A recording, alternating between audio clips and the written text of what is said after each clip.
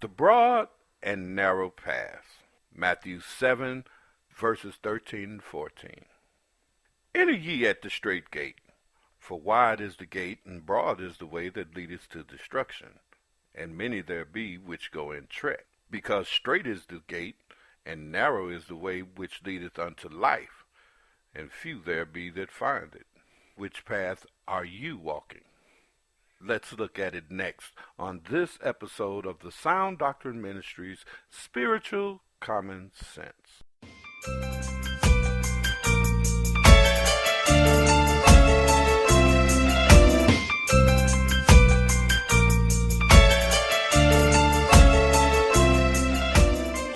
Blessings to the remnant of the saints of the Most High. Open your eyes and look around, look around.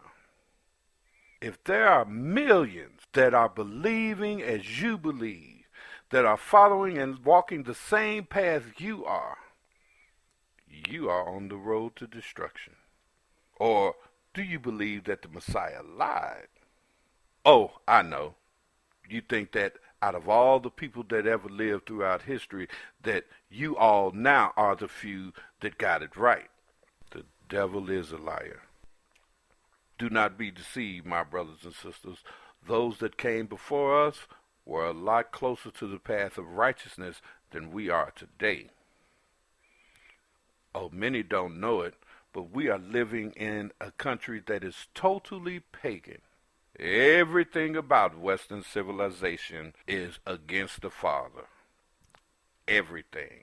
From every single so-called holiday, to the names of the months of the year, to the names of the days of the week.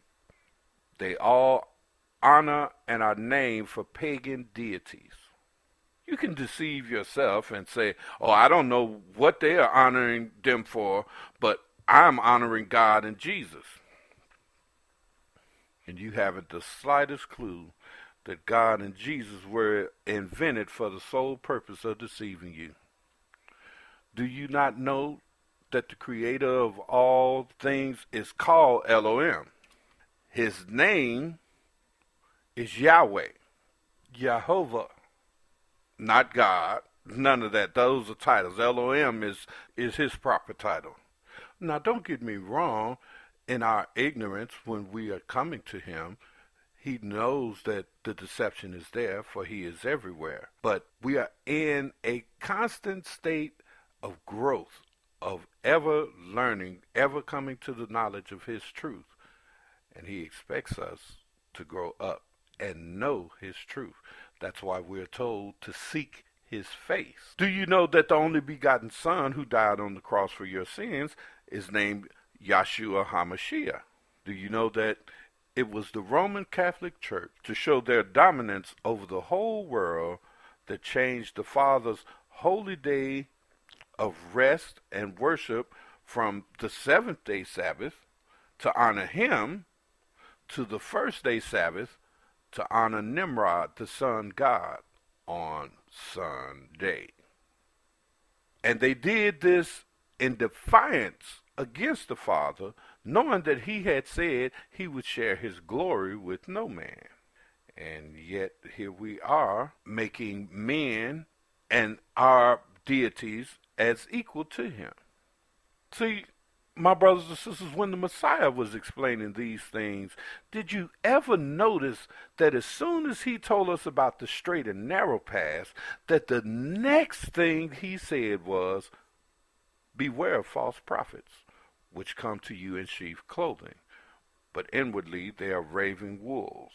You shall know them by their fruits. Do not men gather grapes of thorns or figs of thistles? Even so, every good tree bringeth forth good fruit, but a corrupt tree bringeth forth evil fruit. A good tree cannot bring forth evil fruit, neither can a corrupt tree bringeth forth good fruit. Every tree that bringeth not forth good fruit is hewn down and cast into the fire. Therefore, you shall know them by their fruits. Matthew 7:15 through 20. Doesn't this raise a red flag in your mind? Can we see the connection? Because this message is vital that the Messiah was teaching. He told us what way to go, the straight gate. He told us the signs that would show us the difference. Many will go the broad way. Few will find the narrow way. The people that we needed to watch out for, the false prophets.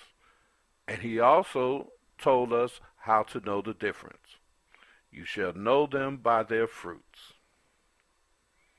See, the Father sent these signs to us through the Messiah so that anyone who wanted to know the truth could know it. And the only way to be deceived is to reject and deny him and his truth. So my brothers and sisters, once again I tell you, open your eyes that you may see his truth, and look around. Blessings and peace.